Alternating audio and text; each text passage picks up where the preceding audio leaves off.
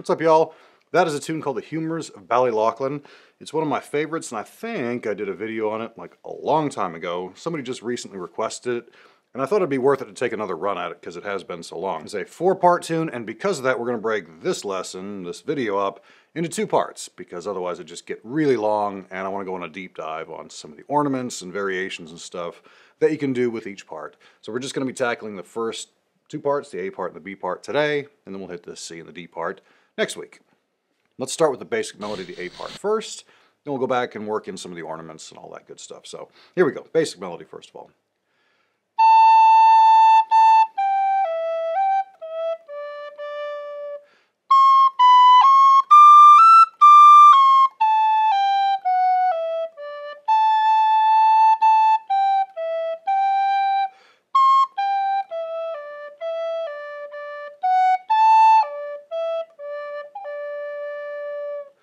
That's the whole section there. That's the whole A part. Some of these phrases are going to be repeating, so if you can get these locked down early, you'll be able to reuse them throughout the tune, at least a couple of them anyway. The B part starts on a C natural. This tune's a little weird in that it's very D-focused, very D-modal, but it's got some good strong flat sevenths in there, and this is the first of those really where it starts on a good strong seventh to begin the B part. So here we go.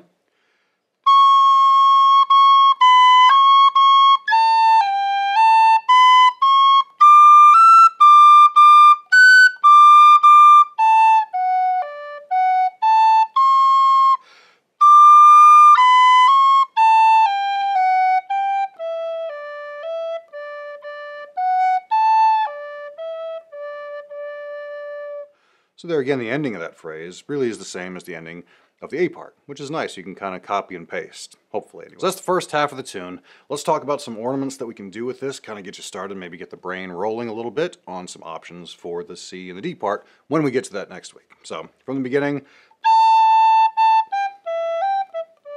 you get that first long held A right there, right to start the tune. So I like to roll that one.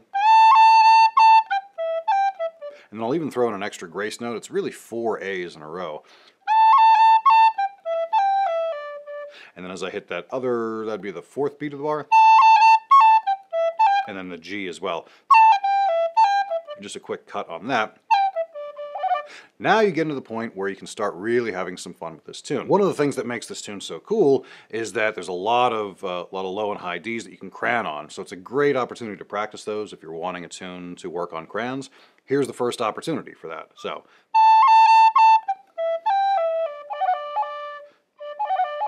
now that's a sort of an advanced crayon, I guess, because you've got an extra grace note in front of it.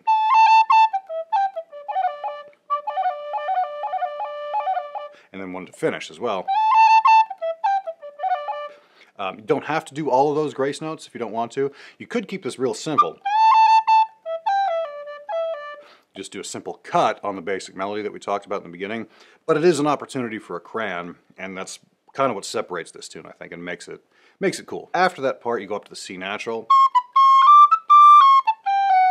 and I'll do a couple of things there. I'm not really doing anything on the C's itself except just tonguing to separate those, but when I land on that high D, all I'm doing there is, as I landed, I'm just popping that extra grace note off there. And as I come back down, that's sort of elongated scale.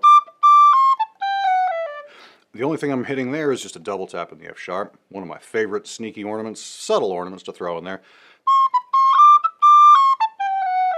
And then as I go from F sharp to E, I do that earthquake ornament that I've talked about ad nauseum. F sharp to E, popping that F sharp finger on. And it has that effect of subtly accenting sort of an unusual beat, which is why I like doing it. And then we slide back up to that A, into that roll again. And I mentioned that a few times, combining multiple ornaments, so sliding into a roll is a really cool trick. Sliding into that roll on the G sharp, or on the G rather.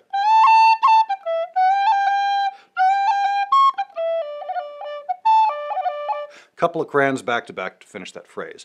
That's a phrase that you're going to want to experiment with and maybe have a few different options for ornaments wise, just because it's very repetitive. It comes up in 3 of the 4 parts, I believe.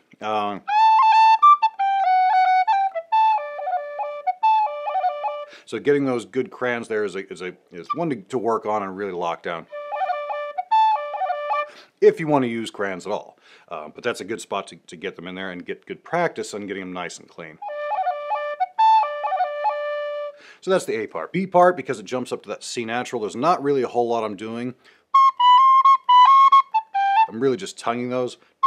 You could tap that. That always felt a little forced to me. Okay, pause. Pause. It occurred to me as I was editing this, it might be worth mentioning that I don't use a script when I do the commentary part of these.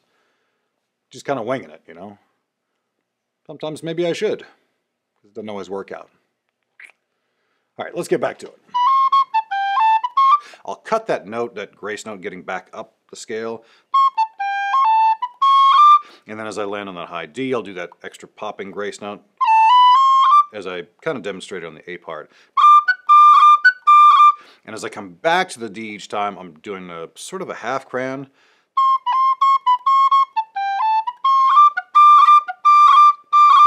So really just these top two fingers. So yeah, 2/3 of a crayon, I guess we could say. And I don't do that every time, but it has a nice kind of a fluttery effect. That's kind of cool. And then coming down, there's that arpeggio. The only thing I'm hitting there is the F sharp to D transition, that earthquake ornament. So F sharp D, popping that top finger off there.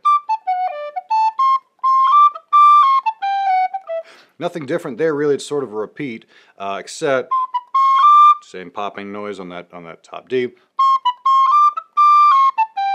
Double tap on that F sharp.